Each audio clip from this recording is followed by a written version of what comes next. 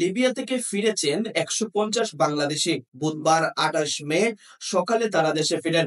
সংবাদ বিজ্ঞপ্তিতে জানানো হয়, পররাষ্ট্র মন্ত্রণালয়, বাংলাদেশ দূতাবাস, ত্রিপলি, লিবিয়া এবং আন্তর্জাতিক অভিবাসন সংস্থা এর সহযোগিতায় লিবিয়ার বেনগাজি পার্শ্ববর্তী অঞ্চল হতে স্বেচ্ছায় দেশে ফেরত আসতে ইচ্ছুক ১৫০ জন অনিয়মিত বাংলাদেশি নাগরিককে আজ ভোর ৬টা ২৫ মিনিটে বুরাক এয়ারলাইন্সের ফ্লাইট যোগে বাংলাদেশে প্রত্যাবাসন করা হয়েছে। প্রত্যবর্ষিত বাংলাদেশিদের বেশিরভাগই সমুদ্রপথে অবৈধভাবে ইউরোপ গমনের উদ্দেশ্যে মানব পাচারকারীদের প্ররোচনায় ও সহযোগিতায় লিবিয়ায় অনুপ্রবেশ করেন।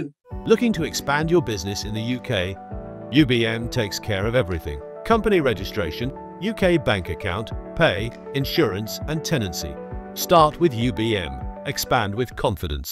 তাদের অধিকাংশই লিবিয়ায় বিভিন্ন সময়ে অপহরণ ও নির্যাতনের শিকার হয়েছিলেন। দেশে ফেরত আসার পর এই ভয়ঙ্কর পথ পাড়ি দিয়ে আর যেন কেউ লিবিয়ায় না যায়, এ বিষয়ে তাদেরকে সচেতন হওয়ার জন্য পররাষ্ট্র মন্ত্রণালয়ের কর্মকর্তারা সবাইকে আহ্বান জানান। আইওএম এর পক্ষ থেকে লিবিয়া থেকে প্রত্যাবাসনকৃত প্রত্যেককে ৬,০০০ টাকা, কিছু খাদ্য সামগ্রী উপহার, মেডিকেল চিকিৎসা এবং প্রয়োজনে অস্থায়ী বাসস্থানের ব্যবস্থা করা হয়।